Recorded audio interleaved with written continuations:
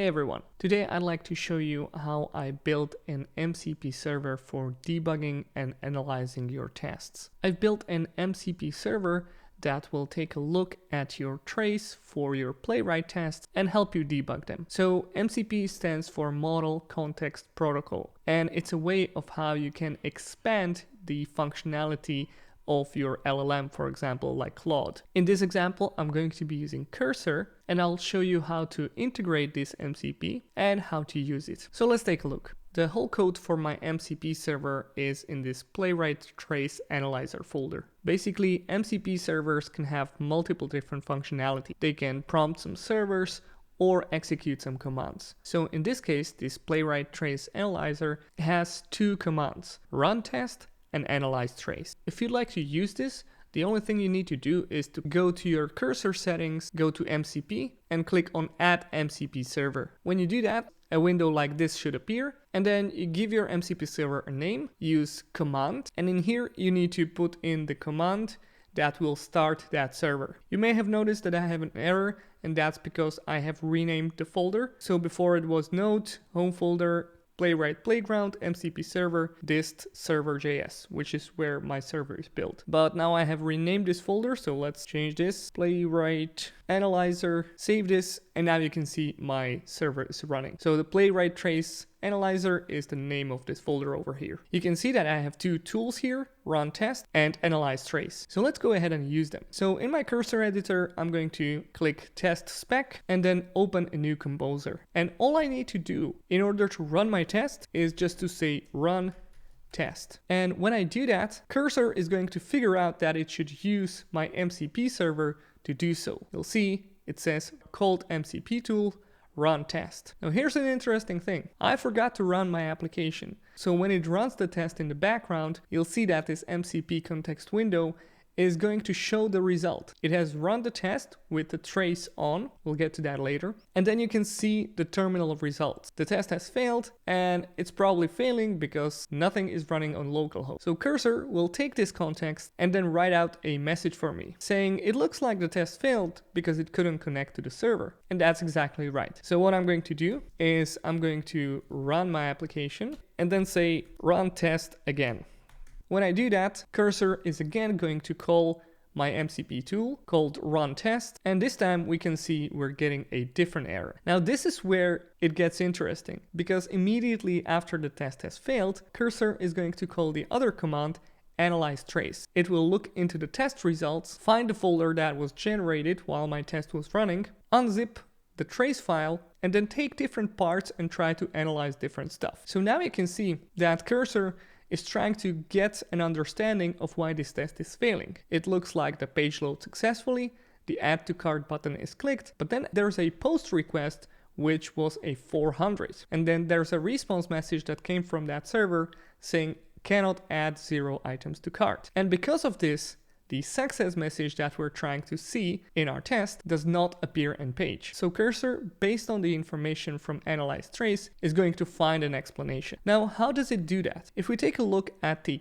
called MCP tool, Analyze Trace, we can see the result of that analysis. So it will unzip the file, it will look at the trace file, and take a look at different things. So I have built this thing to take a look at potential network issues, potential timing issues, issues where a click or typing happens while there's still a request waiting for its response, looking for dead clicks, and so on. So what happens is that this MCP server is going to take a look into the trace, make its analysis, and give this nice little output that contains all kinds of information. Cursor will then take a look at this output and provide a human readable explanation. Now, of course, you can use the analyze trace as its own command. You'll use analyze trace and then drag and drop the trace folder inside the chat. When I hit enter, I'm going to get the output directly into my chat. So now we can see different things in categories: timeline of the events, network issues,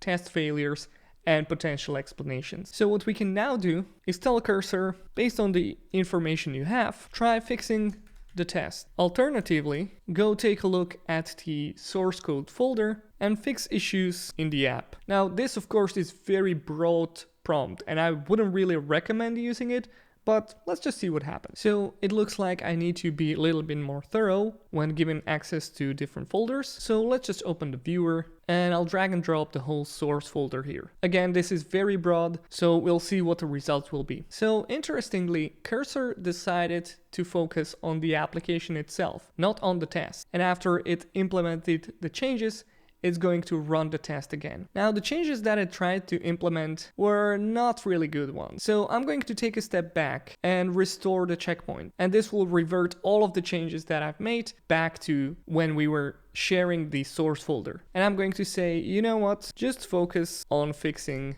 the test spec instead. And when I do that, Cursor is going to try to implement changes into the test file instead. Now, since we're having problem with quantity being 0, Cursor guesses that maybe we need to fill the quantity and put in the number 1, which is a very good guess. But coincidentally, I don't think this is going to work. So after a couple of runs and going back and forth with the solution, Cursor decided to stop the request body and basically rewrite the number 0 to number 1, which I think is kind of funny because it does fix the test, so we got some auto-healing going on here. But maybe it's not really the intention that we want to have. What's actually really happening in our application is that we have two endpoints.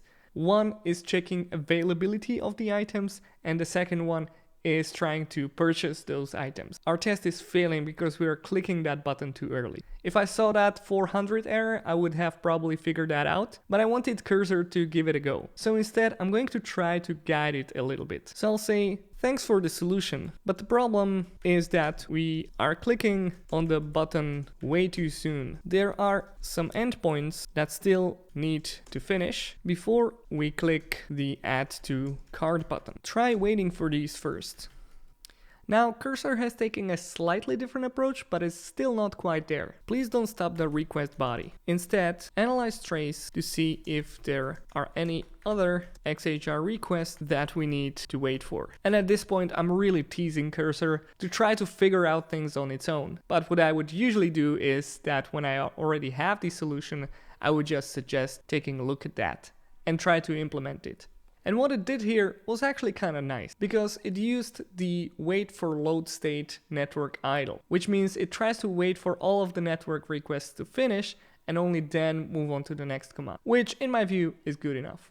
One more thing that you might notice when I do all of this is that Cursor is kind of running wild. This is because that in Cursor settings, I enabled something that's called YOLO mode. Whenever you want to run an MCP command, Cursor will first ask you whether it can do so. If you have the YOLO mode enabled, it's actually not going to ask you and go straight ahead to running that command. Now, since I have built this, I trust this, but when using anyone else's MCP, you should probably have the YOLO mode turned off. You don't want to accidentally have all of your files deleted or something, so stay safe. So that's the short overview of the MCP that I have built. Happy testing, everyone.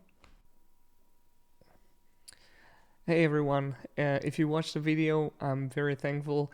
What I want to add for this is that if you would like to debug your test just like I did with the Playwright trace viewer analyzer, I'm actually building this into a product. So if you want to follow along the progress of how it is going and when it will be released, feel free to follow me on my social networks.